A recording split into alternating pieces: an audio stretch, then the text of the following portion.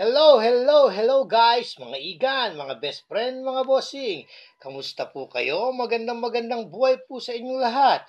Yan po sa abroad, sa Amerika, Canada, Saudi Arabia, UAE, Singapore, at saan man pong sulok na mundo ay may Pilipino. Sa ating po mga OFW at sa ating po mga seafarers, kamusta po kayo? Magandang buhay po sa inyong lahat. Dalangin ko po sa may kapal ang malakas na pangangatawan para sa ating lahat. Okay po, tuloy na po tayo. Ito po ay natutungkol sa 2019. 20 piso, yan, 20 pisong coins natin. Medyo nagkakaroon to ng controversial ngayon, ha? Mangyari itong 20 piso natin palang ito ngayon siya, ang minted po nito ay 2 million.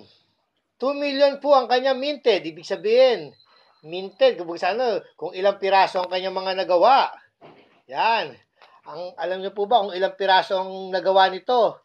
2 million piraso. Ibig sabihin, 2 million minted para sa 20 piso. Yan. Kung ikikwenta natin yung sa pera natin, times 20 natin, yung 2 million na ginawa, no? Ang total na halaga nun is 40 million times 20, no? 2 million. 40 million pesos.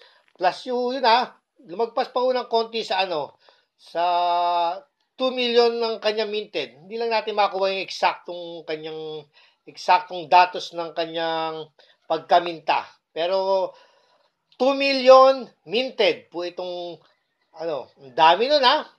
Bagay, tayo ang Pilipino 100 milyon eh. Ito nagawa nito 2 milyon. Medyo nawawala lang sa sirkulasyon. Hindi makita kasi siguro hindi maisukli kasi tinatabi lang eh. Kasi 2 milyon nga lang eh. Pero yung 2019 na yun, ha. Pero sa pagkakaalam ko, ha, ang may mga lalabas pang nito, mga 2019, dadami pa ang nito. Kasi meron nababalita, pinagbibili na raw ng ng yung mga brilliant uncirculated. Talagang naman brilliant uncirculated yung mga ganito. May mga bali-balita na binibenta ng mahal. Meron talaga nangyayaring gano'n. Meron nagkakabenta, pero talagang bentahan niya talaga. Nabebenta talaga itong coins natin to doon po sa labas ng bansa. Yan. Sa labas ng bansa siya talaga na may namimili talaga. Almost iba 4,000 ang benta nila, pero iba naman mura rin. Pero siyempre 2 milyon lang ang ginawa eh. Kaya medyo nagkakaroon ng controversial, pero hindi naman controversial na Tapos merong nababalita na may mga lumalabas na peking ganito. Pero sa ngayon, wala pa naman ako nakikita na na peke.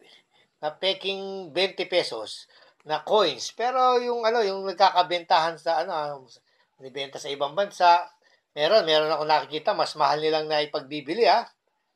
Dahil sa 20 pesos na to, ha. Masyadong nagiging controversial itong 20 pesos natin ito ngayon, ha. Pero ito, ang nais ko lamang pong paabot na impormasyon sa inyo, ibalita ang kanya pong minted ay 2 million minted. Yan. 2 million peraso. Yan. Pero hindi natin makita sa sirkulasyon kung saan itinatabi ng tao. 100 milyon ng tao. Ang dami natin dito sa Pilipinas eh. Tapos syempre, ibang mga coins na to, nag-a-abroad pa, napupunta sa abroad. Pero ngayon, hindi gaano nakalabas na itong mga coins na to, ha. Pero kung saan, nakatabi lang sa mga tao. Okay po, yun lang po.